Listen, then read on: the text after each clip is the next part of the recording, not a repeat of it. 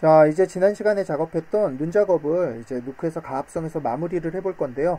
먼저 R키를 눌러서 리드 노드로 눈 이미지 렌더링 했던 것들을 가져와 보도록 하겠습니다. 자, 소스 렌더 폴더에 이렇게 far snow, 그 다음에 mid snow,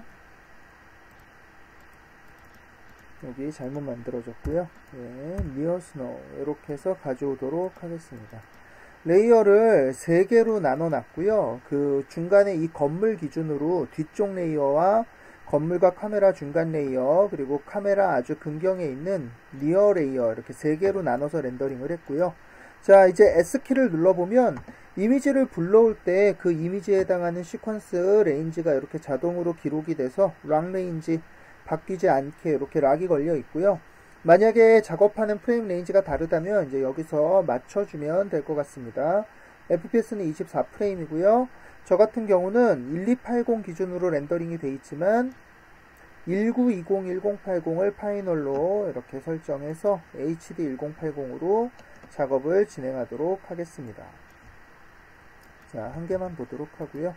자, 이제 BG도 필요하기 때문에요. 리드 노드를 눌러서 다시 소스 이미지에 있는 BG를 이렇게 가져와 주고요. 자, 이 BG 1280이고요. 얘네들 보면 사이즈가 조금 다르죠. 이제 이거는 왜 다른지 이제 같이 확인해 보면서 좀 작업을 진행해 보도록 하겠습니다. 자, 지난 시간에 저희가 어떤 걸 배웠었냐면요.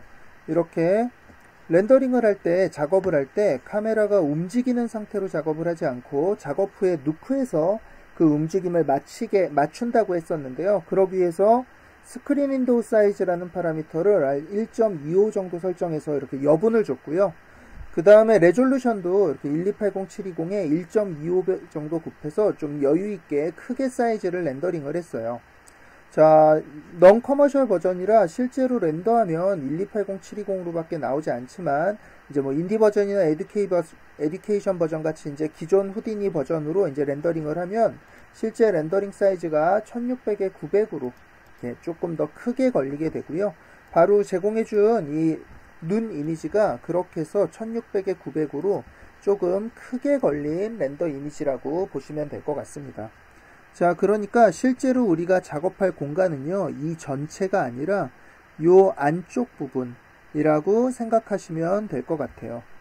자, 그래서 이 이미지를 이제 요 1280-720 요 사이즈에 맞게 좀 조절을 해줘야 되는데요. 자, 우선 저희가 파이널 사이즈를 1920, 1080으로 작업을 할 거기 때문에 여기에다가 리포맷 노드 하나를 달아서 자, BG도 일단 1920, 1080으로 맞춰주도록 하겠습니다. 자, 그 다음에 이 렌더 걸린 이미지를요, 우리 원래 1280 사이즈인 요 사이즈로 맞춰줘야 되는데요. 자, 리포맷 노드 하나를 달아서 보면은, 자, 1280하고 1920 사이즈를 이렇게 계산해 보면은, 자, 여기에 이렇게 리포맷을 할 수도 있지만요. 자, 스케일 이렇게 조절해서 1.5배 이렇게 해주면은 1920 기준의 사이즈로 변경이 되게 됩니다. 자, 왜 그런지까지 좀 잠깐 보면요. 계산기 이렇게 꺼내서 자, 1920 나누기 1280 이렇게 해보면 1.5죠. 그러니까 실제로 1280은 이제 1920은 1280의 이제 1.5배 스케일이기 때문에 여기에 이렇게 1.5배 해서 원래 사이즈로 이렇게 변경을 해줬고요. 자, 파이널로 이제 렌더하면 이 사이즈로 렌더링이 걸리겠죠. 그 다음에 이렇게 커진 이 사이즈를 이제 이렇게 1920 사이즈로 바꿔야 되는데요. 여기서 다시 리포맷을 달아서 이렇게 1920 사이즈로 바꾸면은 자, 우리가 필요한 영역은 이렇게 안쪽 영역이에요. 그런데 그대로 바꿔주면은 이게 그냥 사이즈만 바뀌지 이 영역이 이렇게 이렇게 도려내지지가 않아요. 자, 렌더한 거 다시 보면은 우리가 렌더링을 이렇게 걸었기 때문에 실제로는 요만큼만 필요한 거죠. 요 안쪽 라인만큼만요. 자, 그래서 1920, 1080으로 바꾸지만 리사이즈 타입을 가로 기준으로 하는 게 아니라 리사이즈를 안 해주면 넌으로 바꿔주면 이제 요 부분에 요 안쪽만 이렇게 도려내서 이렇게 커진 거를 볼 수 있습니다. 그러면 바로 이렇게 본 이 이미지가 우리가 이렇게 렌더링 했을 때 요 안쪽 부분이 되는 거예요. 자, 그래서 이렇게 복사 두 개를 더 해서 미드 레이어도 이렇게 안쪽만, 원래는 이렇게 전체가 보였는데 이렇게 안쪽만, 근경 레이어도 원래는 이렇게 전체가 보였는데 이렇게 안쪽만, 근경을 비교해 보면 확실히 보이죠. 이렇게 안쪽만 보고 있는 게요. 2번, 1번, 2번, 1번. 자, 요렇게 미리 우리가 리포맨 뭐 사이즈 조절하고 뭐 이렇게 여분 주고 이런 것들을 이제 합성을 시작하기 전에 이렇게 먼저 이렇게 재단들을 해주고요. 그리고 합성을 하는 것이 나중에 이제 문제들이 안 생기게 할 수 있는 이제 좋은 방법이에요. 자, 이렇게 진행한 다음에 이제 배경에다 far부터 미드, 니어 이렇게 차례대로 올려주면 되겠습니다. M키를 눌러서요, 이제 자, 이렇게 하나를 올려주고요. 그냥 이렇게 올려도 되고 오버를 또 하나 달고 뭐 그래도 되지만 이제 좋은 방법 중에 하나는요, 이런 식으로 우리가 설계를 해서 올려주는 거예요. 그러니까 원경에서 중경, 또 중경에서 금경 이렇게 눈을 먼저 싹 올려주고 그 다음에 이렇게 올려진 눈을 다시 배경 위에다 이렇게 올려주면 눈의 전체 톤이나 색상 조절을 할 때는 이렇게 합쳐진 곳에서 조절을 해주면 되고요. 개별 눈, 원경이나 중경이나 금경을 따로 조절할 때는 이렇게 합쳐지기 전 단계에서 조절을 해줄 수가 있겠죠. 그냥 그대로 합쳐버리면은 이제 매번 눈 색을 조절할 때마다 이렇게 세 군데에다가 노드를 달아줘야 되는 불편함이 생길 수 있습니다. 자, 우리는 이제 첫 프레임 기준으로 렌더링을 진행했기 때문에 일단은 합성도 첫 프레임 기준으로 작업을 진행해주면 될 것 같아요. 일단 중경, 근경 이렇게 제거를 해보고요. 자, 원경 눈을 먼저 보니까요. 이 원경의 눈은 우리 요 건물 뒤쪽으로 들어가는 눈이었어요. 그러니까 이 부분을 로토를 따서 제거를 해주는 게 좋을 것 같아요. 자, 항상 여기가 1920, 1080 우리가 잡아놓은 이 사이즈가 맞는지 확인을 하고요.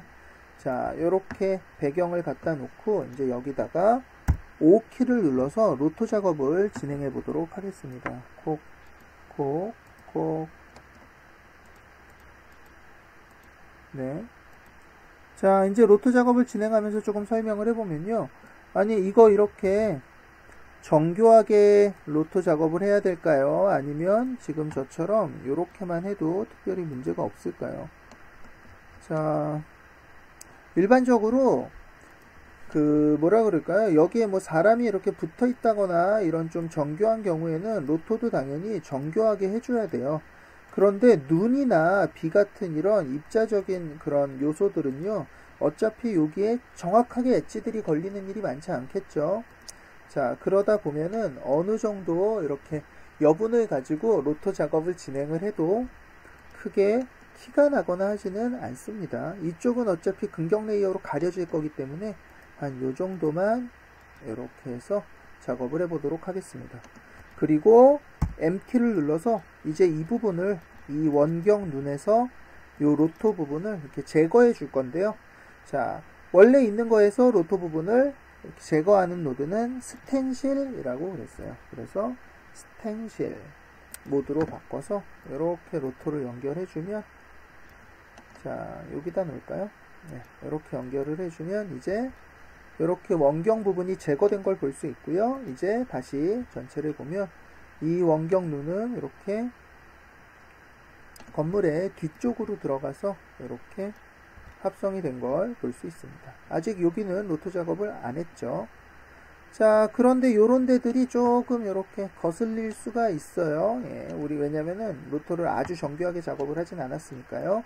그래서 살짝 불러줘서 한 사이즈 조금만 5 정도 이렇게만 주면은 또 그런 엣지에 이렇게 깔끔한 것들은 이제 무마가 되고요. 플레이를 한번 해보면 이렇게 원경 쪽에서 눈이 내리는 거를 이렇게 관찰을 할 수 있습니다. 지금 이쪽은 마스킹이 잘못된 거니까 무시하시고요. 이 바깥쪽만 보면 되겠죠. 이렇게 하늘하늘 눈이 내리고 있죠. 자, 여기도 레이어를 따줘야 되겠어요. 여기는 더 앞에 있는 레이어니까 당연히 제거를 해줘야 되겠죠. 자, 한 번에 하지 않은 이유는요. 자, 이제 이렇게 원경뿐만 아니라 근경 레이어가 들어오게 되는데요. 이 근경 레이어가 아까 건물부터 카메라 요 중간까지라서 이 중경 레이어도 요 앞에 있는 요 정도 건물과 가로등 정도, 그리고 요 앞에 요 사람 요 정도는 조금 로토 마스킹을 해주는 게 자연스러울 것 같아요. 자, 그래서 이제 미드 요 레이어를 마스크하기 위해서 다시 로토 하나를 만들어 주고요. 자, 이 로토는 요 근경에 있는 요 건물 위주로 이렇게 마스킹 작업을 해보도록 하겠습니다. 나무가 있는데요. 나무도 적당히 뭐 요 정도만 해주면 될 것 같고요. 자, 나무 쪽이 조금 마음에 걸린다 그러면은 이 나무 부분은요, 그 페더링이라는 기능을 이용해서 약간 이렇게 뭐라 그러죠? 그 블러 처리를 해주면 좋을 것 같아요. 한번 일단은 이렇게 정리를 해보도록 하겠습니다. 가로등도 조금만 정교하게 그냥 이렇게까지 안 해도 되긴 하는데요. 또 조금 찜찜해 보일 수 있으니까요. 이 정도만 살짝 해주고요.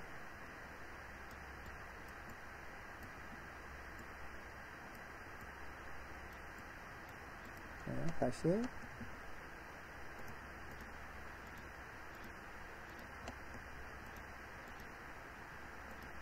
그 다음에 이 아래쪽은 이제 사람 부분이니까 적당히 이 정도만 이렇게 정리해 주도록 하겠습니다.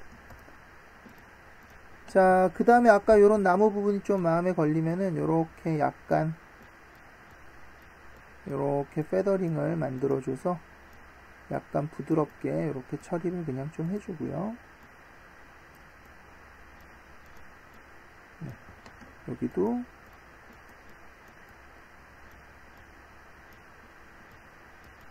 이 정도만 해주면 될 것 같아요. 아까도 말했지만 눈 자체가 입자기 때문에 이런데 그렇게 막 너무 이상해요 막 이런 일들은 거의 벌어지지 않아요. 자, 여기도 사람 쪽 여기 뭐 정확한 엣지가 아니니까 이 정도만 올려주죠. 그리고 여기다가 살짝 블러를 여기도 한 5 정도만 주도록 하겠습니다. 그리고 이제 이 미드 중간 레이어에 M키 이렇게 두 개를 얹어주고요. 모드는 아까랑 똑같이 스텐실 이렇게 해주면 이제 근경 레이어의 이 앞부분이 제거된 걸 볼 수 있고요.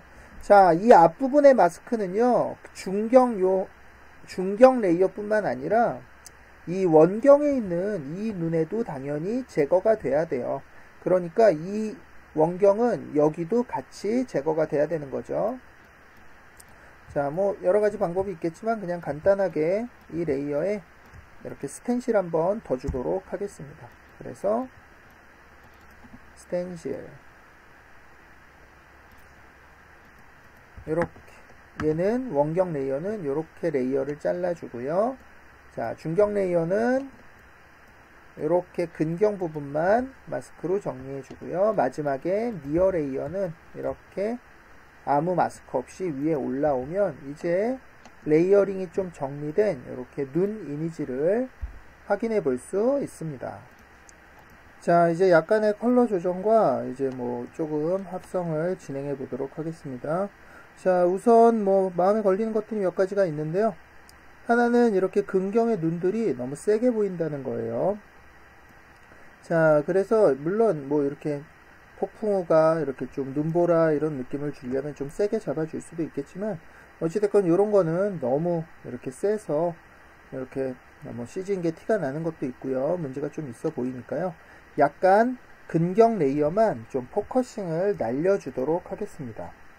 자, 그래서 디포커스 노드를 이용을 할 거고요. 우리가 레이어를 나눠놨기 때문에 뭐 뎁스나 이런 채널 없이도 이렇게 근경 레이어만 따로 이렇게 설정을 해서 요 레이어만 좀 포커스를 좀 이렇게 좀 날려줄 거고요. 한 15, 네, 15는 조금 심한 것 같고요. 한 10 정도 살짝 더 5 정도, 이 정도로만 포커싱을 좀 날려줄게요. 자, 포커싱을 날려도요, 이렇게 포커스가 날아가긴 했지만 농도 자체가 너무 진해서 이렇게 오히려 안 한 것보다 더 어색해질 수 있겠죠. 그래서 이 근경 레이어는요, 포커스를 날려주는 것도 날려주는 거지만 좀 눌러줄 거예요. 그러니까 연하게 만들어 줄 거예요. 자, 연하게 만들려면은 그레이드로 색상을 어둡혀 보면 연하게 되는 게 아니라요, 이렇게 색상이 점점 검게 변하죠. 왜냐면은 컬러가 어두워지니까 검게 변하는 거예요. 그래서 조금 이제 이렇게 약하게 눌러주려면은 컬러뿐만 아니라 알파도 같이 옅어져야 이렇게 조금씩 투명해지면서 이렇게 연해질 수 있습니다. 자, 그래서 그럴 때는 보통 그레이드나 컬러 코렉트에 RGBA 기능을 써도 되고요. 그러니까 이렇게 여기를 RGBA 모드로 바꿔서 이렇게 떨어뜨려 보면은 이제 검은색이 아니라 아예 0이 되면 없어지는 걸 볼 수 있죠. 살짝 키워보면 조금만 연하게 조금만 보이게 근경은 이렇게 처리해 보도록 하겠습니다. 자, 이렇게 해놓으면 아예 안 보이는 거 아니에요? 뭐 이런 질문이 있을 수 있겠지만요. 플레이를 해서 확인해 보면은 이게 스틸에서는 잘 인지가 안 돼도 애니메이션이 들어가면 움직임이 보이기 때문에 충분히 근경의 눈들이 지나가는 것들이 인지가 되는 거를 확인할 수 있습니다. 그 다음에 이제 이렇게 사이즈가 좀 너무 디포커스 들어가서 좀 커 보이고 이럴 때는요, 감마를 조금 이렇게 내려주면 엣지 부분이 약간 이렇게 어두워지면서 사이즈도 살짝 줄어드는 것 같이 보이는 그런 느낌을 또 같이 가져갈 수 있습니다. 그래서 약간 이렇게 조절을 해주고요. 자, 그 다음에 이제 눈의 전반적인 색상을 좀 조절해 줄 건데요. 우리가 물론 눈은 하얀색 이렇게 일반적으로 생각을 하지만 촬영된 이미지들은요, 보통 하늘에 반사들이 있거나 뭐 환경의 영향을 받아서 이렇게 색상이 꼭 반드시 하얀색인 경우는 없어요. 그럴 때 약간 그 환경에 맞는 색상을 조금만 넣어주면은 또 훨씬 그림이 잘 붙어 보일 때들이 있습니다. 이 경우에는 이렇게 뭐 특별히 그렇게 뭐 색상이 많이 묻어 있는 이미지는 아닌 것 같은데요. 컬러 코렉트 노드를 달아서 약간만 조절을 좀 해주도록 하겠습니다. 지금은 조금 밝아서 너무 많아 보이니까요. 감마 게인 조금씩만 줄여서 살짝만 이렇게 좀 색상을 어둡혀 주고요. 그 다음에 여기 하늘색도 있고 뭐 색상은 뭐 그냥 흰색으로 이 경우에는 놔두도록 하죠. 자, 그리고 다시 이렇게 플레이를 조금 해보면 이제 아까보다는 조금 더 뭐라 그럴까요? 아까는 너무 이렇게 없는 거랑 비교해 볼까요? 자, 아까는 너무 하얗게 이제 들어오는 무슨 시베리아 이런 느낌이면은 자, 이렇게 조금 조절을 해주니까 이제 그냥 좀 도시에 오는 눈 같이 이렇게 약간 조금 다운이 됐고요. 자, 이렇게 해놓고 보니까 이제 어느 정도 뭐 작업이 된 것 같은데요. 자, 이제 마지막으로 카메라 움직이죠, 지금. 그래서 첫 프레임에는 우리가 로토를 맞춰서 이렇게 작업을 해놔서 크게 문제가 안 생기는데 엔드 프레임즈 가면요, 이 로토가 여기 움직여서 이렇게 엣지들이 안 맞는 게 이제 눈에 보이는 걸 확인할 수 있습니다. 자, 그래서 로토에 키를 주는 것도 방법이겠지만 이 경우에는 눈 자체도 카메라를 안 움직이고 작업을 했기 때문에 로토에도 문제가 있지만 눈 자체도 사실은 좀 밀려 보일 우려들이 있어요. 자, 그래서 이 경우에 2D로 그러니까 누크에서 좀 카메라를 잡아주도록 하겠습니다. 자, 3D 트래킹이라는 거는 카메라를 이렇게 추출해내는 과정이라 그러면 이제 2D 트래킹이라고 표현을 하는데요. 2D 트래킹 같은 경우는 이미지의 움직임을 잡아주는 거예요. 카메라하고 3D 카메라하고 상관없이 이미지 전체가 좀 우측으로 움직였으면 그 우측으로, 좌측으로 움직였으면 좌측으로, 카메라가 앞으로 가서 좀 확대가 됐으면 스케일이 조금 커진다던가 이런 식으로 그 움직임을 이미지상에서 잡아주는 걸 말을 하고요. 제일 많이 쓰이는 건 합성 쪽에 스타빌라이제이션, 그러니까 카메라가 이렇게 살짝 흔들렸을 때 그 흔들림을 잡아주는 거, 이런 종류로 이제 많이 사용이 되는 뭐 그런 기능입니다. 자, 이 경우에도 이제 이 카메라에 따라서 이렇게 움직이는 이미지를 실제로 얼마나 움직였는지 이렇게 잡아가지고 올 거고요. 자, 트래커라는 노드가 바로 그런 기능을 하고 있습니다. 우리가 지난 시간에 같이 했던 거는 이제 카메라 트래커였는데 이번엔 그냥 트래커예요. 자, 노드를 만들고 이렇게 연결을 해주면요. 이렇게 우측에 트래커라는 창이 뜨는데요. 자, 카메라 트래커에서 우리가 트래커 만들 때 한번 요거를 봤었죠. 그래서 어드 트래커 눌러보면 이렇게 트래커가 하나가 만들어지는 걸 볼 수 있습니다. 자, 그때하고 다르게 이렇게 박스가 이렇게 두 종류가 생기는데요. 자, 이 박스의 의미는 조금 이해를 하고 있어야 돼요. 자, 작은 박스 안에 들어있는 패턴을 큰 박스 영역에서 찾겠다 이런 뜻이에요. 자, 다시 한번 이제 이렇게 여기 마침 좋은 예제가 있으니까요. 여기다 이렇게 갖다 놓겠습니다. 그리고 이렇게 맞춰주면은 요 박스 안에 있는 요 패턴을 이제 다음 프레임에 이동했을 때 요 패턴이 어디 갔는지 이 이미지를 분석해서 찾아내는 거예요, 컴퓨터가. 그럴 때 이미지 전체를 분석할 필요는 없으니까 요 박스 안에 있는 영역만 요런 패턴이 들어있는지 찾겠다는 거예요. 자, 그런데 지금 같은 경우에는 요런 패턴이 좌우에 두 개가 더 있죠. 그러니까 이렇게 트래킹을 하게 되면은 컴퓨터는 이 패턴이 다음 프레임에서 얘인지 구별을 잘 하기가 어려워요. 그래서 이런 경우에는 이 밖의 영역을 이렇게 줄여주면 다음 프레임에 가도 거의 움직임이 많지는 않으니까요. 요 영역 안에서 요 패턴을 찾아서 이제 트래커를 맞춰서 움직여주게 됩니다. 자, 그러면 이 박스는 작으면 작을수록 좋을까요? 네, 그렇지는 않겠죠. 카메라의 움직임이 큰 경우에 다음 프레임에 갑자기 이 패턴이 많이 움직여서 여기까지 가 있으면은 이제 또 컴퓨터가 못 찾게 되겠죠. 그래서 트래커를 작업을 할 때는 카메라 움직임이 얼마나 많은지, 주위에 또 비슷한 패턴들이 많이 있는지, 이 경우에는 이걸 패턴으로 쓰는 거는 이제 카메라 움직임이 심할 때는 좋은 방법은 아니에요. 비슷한 게 이곳저곳에 있으니까요. 그래서 구별되는 게 많은지, 뭐 이런 식으로 좀 패턴을 우리가 수동으로 잡아줄 필요가 있고요. 자, 요렇게 패턴과 영역 박스를 이렇게 정해줬으면, 자, 이렇게 선택을 하고요. 요 위에 요 플레이를 눌러주면 컴퓨터가 이제 앞으로 쭉 가면서 요 패턴을 찾고 있습니다. 지금 여기에 요 패턴이 움직이지 않고 잘 고정돼 있으면 문제없이 이렇게 잘 찾고 있는 거예요. 그래서 마지막 프레임까지 가보면 이렇게 카메라 움직임이 이렇습니다 라고 잘 추출을 했고요. 어드 트랙으로 하나 더 만들어 볼게요. 두 번째 트래커를 만들었고요. 이번에는 한번 좀 잘못된 예시처럼, 자, 요 패턴을 찾을 건데요. 이렇게 요 패턴을 찾을 건데 이렇게 영역을 크게 잡아놓고, 자, 첫 프레임에서 이렇게 요걸 찾고 이렇게 크게 잡아놓고 플레이 이렇게 해보면 시간도 굉장히 오래 걸리죠. 왜냐면은요, 지금 이 이미지가 이게 넓다 보니까 막 찾는데 헷갈리는 거예요. 오래 걸리는 거예요. 자, 다행히도 지금 이렇게 세 개가 있지만 이 이미지가 너무 확실하기 때문에 뭐 특별히 이렇게 문제를 일으키지는 않고 이렇게 잘 찾아나가고 있는 거를 볼 수 있습니다. 다시 트래킹을 할 때는 요 우측을 전부 지웁니다. 여기 우측을 전부 지웁니다. 클리어 포워드 이렇게 해주면 이쪽으로 싹 지워지고요. 자, 이 트래커 자체를 삭제하려면 그냥 여기서 선택하고 딜리트 트랙 이렇게 해서 지워줄 수도 있고요. 자, 트래커 관련된 옵션들은 여기에 욜로 트래킹, 졸로 트래킹 뭐 이런 몇 가지 옵션들이 있고요. 뭐 조금씩 해보시면서 확인해 보시면 될 것 같고요.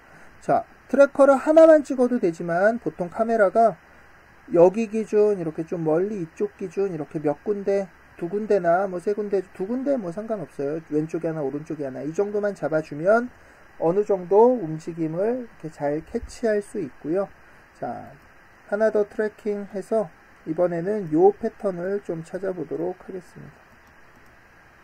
요 원형 패턴 요거를 찾으면 될 것 같고요. 자, 카메라가 많이 움직이진 않으니까 얘는 이렇게 적게 놔도 상관없을 것 같아요. 자, 간혹 지금 이 이미지에는 상관없지만요. 여기에 새가 지나가면서 이렇게 패턴을 망가뜨릴 수도 있겠죠. 새가 가리고 지나간다. 그런 경우에는 트래킹이 이렇게 진행이 되다가요.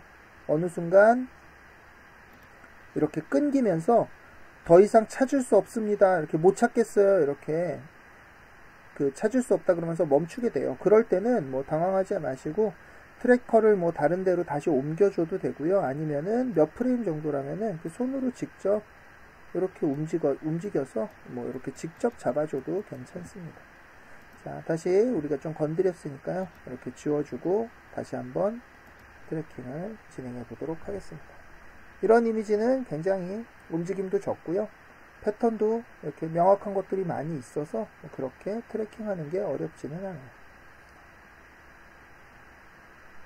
자, 이렇게 두 개의 트래커가 이렇게 위치를 잡았고요. 얘랑 이렇게 두 개의 트래커를 우리가 트래킹을 했고요. 여기 움직이지 않는 거 보면은 이제 이 트래커가 위치에 잘 붙어 있는 거예요.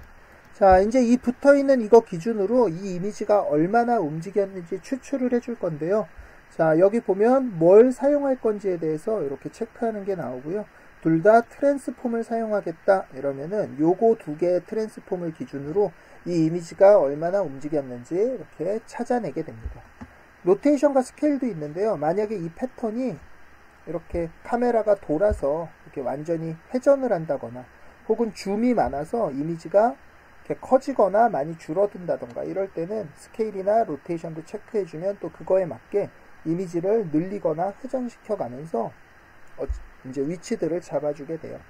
자, 그 정도까지 가면 사실 3D 카메라 트래킹을 하는 게 정확할 수 있습니다. 자, 그러면 이렇게 만들어진 이 트래커 아래에 보면은 익스포트라는 항목이 있는데요. 코너핀, 여기 보면 스타빌라이저 이런 것들은 주로 이제 합성팀에서 많이 사용을 하게 되고요. 저희가 오늘 사용할 거는 바로 요 트랜스폼 매치 무브예요. 자, 이렇게 매치 무브 트랜스폼 해놓고 크리에이트 이렇게 눌러주면 이 트래커의 움직임에 따라서 그 움직인 정보를 이 트랜스폼 노드에다가 이렇게 연결시켜 주는 거죠. 자, 그러니까 여기에다가 눈을 연결해 주면은 이 이미지가 움직인 것만큼 눈도 맞춰서 같이 움직여 주게 되는 거예요. 자, 트래커라는 거는 결국 상대적인 값들이라 그러면 움직이긴 움직이는데 어떤 프레임을 기준으로 움직일 거야? 그러면 우리는 작업을 첫 프레임에 놓고 작업을 했으니까 당연히 첫 프레임에는 움직임이 없다가 움직이면 움직일수록 이렇게 움직임이 생기는 게 맞겠죠. 자, 만약에 첫 프레임이 아니라 100프레임을 가지고 작업을 했어. 그러면은 100프레임에 이렇게 움직여 있으면 안 되겠죠. 그럴 때는 트래커의 트래커의 트랜스폼에 가면 레퍼런스 프레임 1프레임 여기를 100프레임으로 바꿔주면은 이제 100프레임에 이렇게 0이 되어 있고요. 1프레임 가면 이만큼 반대로 움직여진 걸 볼 수 있습니다. 지금은 1프레임이겠죠. 그래서 이 트랜스폼 노드를 우리가 1프레임 기준으로 작업해놨던 이 눈 노드 아래에다 이렇게 달아주면요. 이제 이 눈이 요 트래커의 움직인 정보에 따라서 이렇게 움직이는 거를 볼 수 있습니다. 그래서 로터도 같이 이렇게 움직이죠. 네. 그쵸? 그래서 합성을 해보면은 아까 이 트랜스폼 노드가 없었을 때는 이렇게 엣지들이 문제가 생겼는데 이제 같이 움직이고 있기 때문에 트랜스폼을 달아주면 로터까지 같이 움직이니까 이렇게 깔끔하게 잘 떨어지는 거를 볼 수 있습니다. 자, 마지막으로요. 요렇게 움직일 때 요런 움직임 부분에 눈들이 잘려 보이는 현상 때문에 눈이 없어졌죠. 잘려서요. 이렇게 움직이면서 우리가 처음에 이렇게 눈을 이렇게 여유 있게 걸어준 거예요. 그래서 잘리는 부분도 쓸 수 있게요. 그런데 실제로 이렇게 트랜스폼을 달아보면 요 뒤에 눈들이 없어져 있어요. 자, 리포맷 노드에 가셔서요. 이렇게 넌으로 잡은 여기에 프리저브 박스, 바운딩 박스라는 체크하는 항목이 있어서 이걸 체크해 줘야지 이 바운딩 전체 영역을 이렇게 지우지 않고 유지하는 거거든요. 그래서 이렇게 체크를 해주면 이쪽 영역들이 살아나면서 이제 여기도 이렇게 논으로 이렇게 잘라낼 때 여기를 체크해 주는 거죠. 그러면 이제 이렇게 카메라를 움직이거나 눈 이미지들을 움직여도 바깥 영역이 1.25배만큼은 삭제되지 않고 이렇게 같이 들어와 주게 됩니다. 자, 그래서 다시 결과를 한번 보면요. 자, 이제 트래킹까지 마무리를 해서 이 이미지는 이제 카메라 트래킹을 하지 않았지만 이제 카메라 움직임을 반영하는 이제 눈 작업이 완성이 됐습니다. 자, 이제 작업이 완료됐으니까요. 이제 이 이미지를 렌더링을 해야 되겠죠. 자, 렌더링을 하기 위해서 이제 라이트 노드 하나를 달아줄 거고요. 자, 이 라이트 노드에 이제 파일명을 입력하는데요. 자, 누크 같은 경우는 이제 잠깐 설명했지만 이렇게 샵샵샵샵 이렇게 이미지를 사용을 하기도 하지만요. 조금 더 일반적인 방법은 자, 어디다 할까요? 예, 여기다가 이제 렌더 뭐 이렇게 이름을 적어보죠. 자, %d.exr 이렇게 퍼센트에 숫자 0을 4자리를 붙입니다. 정수로. 이런 식으로 표현을 하는 게 조금 더 포멀한 양식이에요. 물론 샵샵샵샵 쓰셔도 전혀 상관은 없습니다. 자, 이렇게 해주면 이제 EXR에 맞는 양식이 이렇게 나오고요. 이제 렌더를 눌러보면 기본으로 이렇게 인풋 이렇게 돼 있는데요. 자, 여기 들어오는 이 이미지에 해당하는 프레임 레인지를 걸겠습니다. 이런 의미고요. 자, 인풋보다는 이제 글로벌 우리가 처음에 이렇게 셋업했던 어차피 똑같긴 하지만 이쪽으로 걸어주는 게 뭐 보통 더 일반적이죠. 자, 이렇게 글로벌로 바꿔서 렌더링을 진행을 하게 되고요. 지금은 누크가 넌 커머셜 버전이다 보니까 1920-1080으로는 렌더가 걸리지 않습니다. 이렇게 에러 메시지가 나오는 걸 확인할 수 있습니다. 리포맷 노드를 달아서 이렇게 1280으로 걸어주세요. 이런 의미였고요. 자, 이렇게 렌더링이 끝나고 나면 이제 이 이미지를 다시 MOV로 묶어줘야 되는데요. 자, 이미지를 렌더를 걸었다고 가정하고 이렇게 다시 가져온 다음에 이제 뭐 이렇게 MOV 파일명을 입력하면 MOV에 해당하는 이렇게 확장자가 아니라 이렇게 설정이 표시되는 걸 볼 수 있어요. 자, 우리가 MOV를 렌더할 때 퀵타임이 깔려 있어야 렌더링을 할 수 있고요. 뭐 MOV 포맷 자체를 애플에서 제작한 거라 이제 누크뿐만 아니라 뭐 후디니도 그렇고요. 뭐 프리미어 종류도 그렇고 전부 퀵타임이 있어야 일단 이 포맷을 사용을 할 수 있게 됩니다. 그런데 이제 코덱이 종류가 좀 있어요. 그래서 어떤 코덱을 써야 되는지 이제 좀 궁금할 수 있는데요. 코덱이 또 종류가 꽤 많거든요. 자, 대부분의 회사에서 많이 사용하는 코덱은 H264예요. H264로 이렇게 렌더 걸어주시면 이제 특별히 뭐 크게 문제는 없습니다. 그런데 이제 H264 포맷이 압축률이 조금 있다 보니까요. 약간 이미지가 이렇게 좀 밝게 뜨는 현상이 있어요. 그래서 아주 좀 자세한 컨펌을 하거나 좀 높은, 좀 좋은 해상도의 영상을 만들고 싶을 때는 조금 꺼려하는 경우들이 있거든요. 그리고 이제 좀 욕심이 있고 이렇다면은 H264 말고 아래 보면 PhotoJPG라는 포맷을 사용하는 것도 괜찮습니다. PhotoJPG 이렇게 해서 렌더링을 걸어보면 되는데요. 그냥 이렇게 렌더 걸면은 해상도가 굉장히 안 좋을 거예요. 여기 밑에 보면 어드밴스 탭에 해상도를 조절해주는 옵션이 있는데요. 여기에 요 민맥스 값을 2,2 정도로 이렇게 잡아서 렌더 해주면은 비교적 괜찮은 퀄리티로 이렇게 렌더링 되는 거를 확인하실 수 있습니다. 자, 코덱 쪽은요, 직접 한번 요 H264랑 PhotoJPG 한번 걸어 보시고 좀 비교해 보시는 것도 좋을 것 같아요. 또 하나 잠깐 팁을 드리면 H264 같은 경우는 세로 픽셀이 홀수일 때는 또 렌더링이 에러가 나는 현상이 있습니다. 그리고 이제 나중에 뭐 혹시라도 회사에서 입체 작업 같은 걸 할 때 이렇게 그 인터레이스 방식으로 이렇게 만들 때도 H264는 그 홀수줄이 제대로 표현이 안 돼서 좀 에러들이 생기는 경우가 있고요. 자, 그래서 이렇게 가합성까지 마무리를 이제 진행을 해봤습니다. 수고하셨습니다.